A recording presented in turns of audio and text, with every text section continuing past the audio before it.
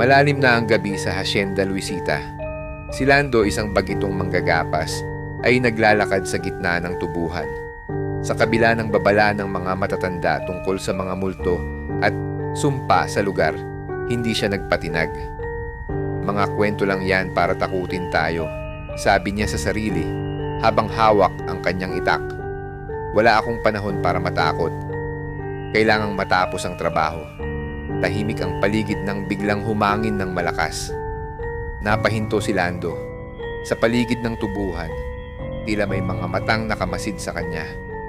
Maya-maya, narinig niya ang mga bulong na pinalalamig ang kanyang katawan.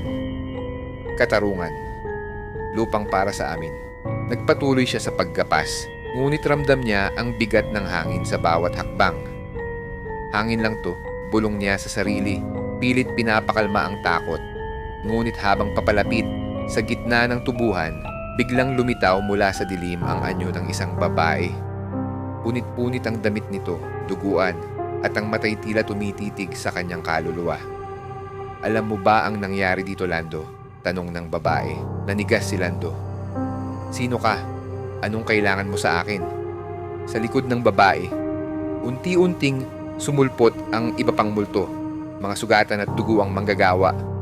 Ang ilan sa kanila'y may hawak na karit, habang ang iba'y may bitbit na sulo. Hindi sila gumagalaw, ngunit ang kanilang presensya'y nagpapalapit ng lamig sa katawan ni Lando. Pinatay nila kami dahil ipinaglaban namin ang lupa. Huwag mong gayahin ang kanilang kasakiman, sabi ng babae habang lumapit sa kanya. Biglang nag-iba ang paligid, ang gabi na puno ng putukan, sigawan at amoy ng dugo. Nang magising si Lando mula sa kanyang pagkaantala, nakita niyang hawak niya ang isang baril. Nataranta siya. Ano to? Hindi ko to dala, sigaw niya.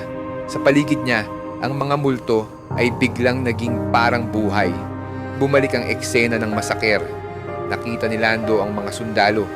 Pinagbabaril ang mga manggagawang nagproprotesta. Ang lupa'y puno ng dugo. At ang sigawan ng mga tao ay tila humahati sa katahimikan ng gabi.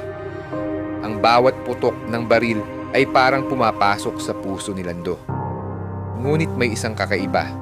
Habang tinitingnan ng mga multo, unti-unting nagbabago ang kanilang mga mukha. Hindi ito mga estranghero. Isa-isang lumitaw ang mga pamilyar na anyo. Ang kanyang tatay, nanay at kapatid. Ipinagbili mo kami, sabi ng babae, na ngayon ay nagpakilalang kanyang ina. Ikaw ang dahilan kung bakit kami pinatay. Unti-unting bumalik ang alaala ni Lando. Siya ang naging espiya noon. Ipinagkanulo niya ang mga manggagawa ng Hacienda Luisita sa mga nasa kapangyarihan. Kapalit ng pera, ibinunyag niya ang plano ng protesta. Ang resulta, isang madugong masaker na kumitil ng maraming buhay, kabilang ang kanyang sariling pamilya. Ang perang iyon ang ginamit niya para makatakas sa Hacienda Luisita. Ngunit ngayon, bumalik siya sa lugar dahil sa kahirapan.